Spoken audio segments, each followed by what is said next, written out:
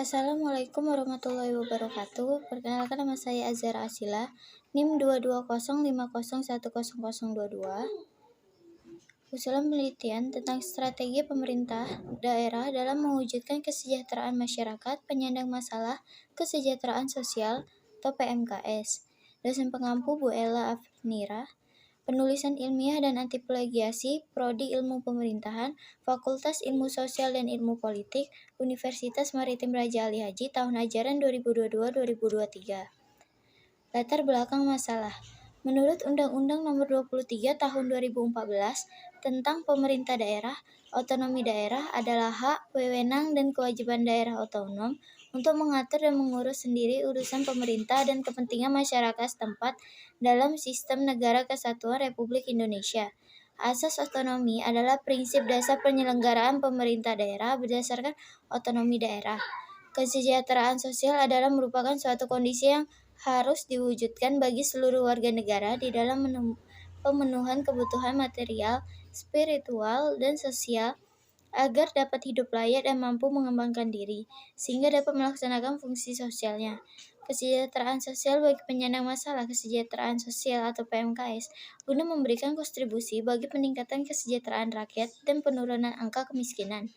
Penyandang masalah kesejahteraan sosial atau PMKS, menurut pemaparan Dinas Sosial Kota Tanjung Pinang, menjelaskan sesuatu yang sudah diatur dalam peraturan pemerintah, bahwa ada 26 penyandang masalah kesejahteraan sosial atau PMKS, 25 diantaranya seperti anak telantar, anak jalanan, anak dengan kecacatan, anak korban tindak kekerasan, termasuk penyandang disabilitas dan lansia, menjadi tugas dan fungsi yang harus dilaksanakan.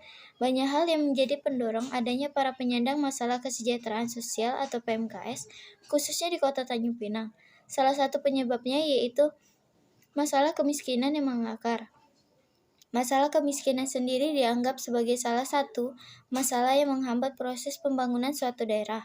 Angka kemiskinan di tingkat masyarakat masih cukup tinggi meskipun oleh Badan Pusat Statistik Kota Tanjung Pinang selalu dinyatakan bahwa setiap tahun angka kemiskinan cenderung menurun.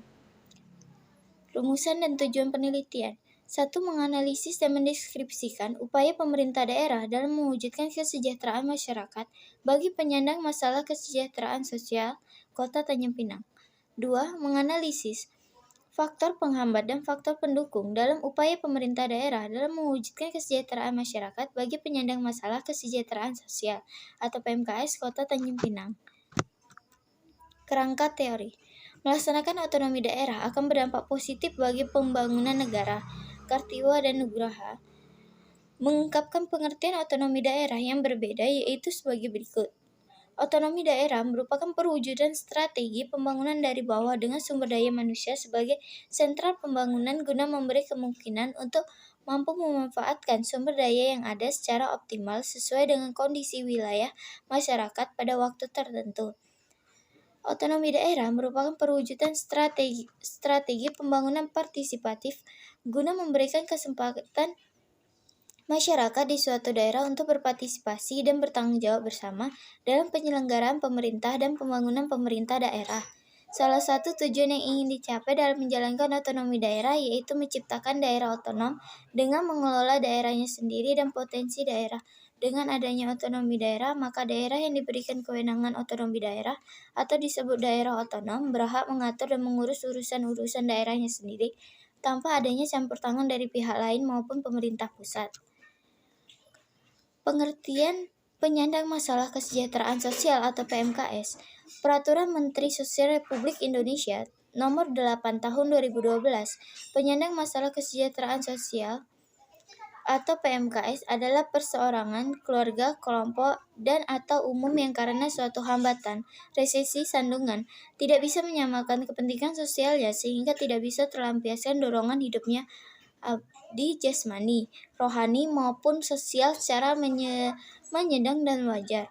Hambatan resesi dan sandungan tertulis bisa berupa kemiskinan, keterlantaran, kecacatan, ketunaan sosial, keterbelakangan, keterasingan atau privasi, dan bentuk lingkungan atau secara mendadak yang perbanyak mendukung, seumpama terjadi bencana. Kategori penyandang masalah kesejahteraan sosial atau PMKS. Kementerian Sosial RI mencatat 26 jenis PMKS dengan batasan pengertian. Di antaranya sebagai berikut: 1. Anak balita telantar, 2. Anak telantar, 3. Anak berhadapan dengan hukum, 4. Anak jalanan, 5. Dengan kedisabilitasan atau ADK, 6. Anak yang memerlukan perlindungan khusus, 7. Lanjut usia terlantar, 8. Penyandang disabilitas, 9. Tunasusila, dan 10. Gelandangan, dan lain-lainnya. Metode penelitian. Pendekatan penelitian. Penelitian ini menggunakan metode kualitatif, merujuk pandangan. Makna penelitian kualitatif tidak terbatas pada urusan data, objek kajian, atau bahkan prosedur penelitian. Makna penelitian kualitatif sungguh tidak mudah didefinisikan, tetapi bisa dipahami ciri-ciri khasnya. Kedua, objek dan lokasi penelitian.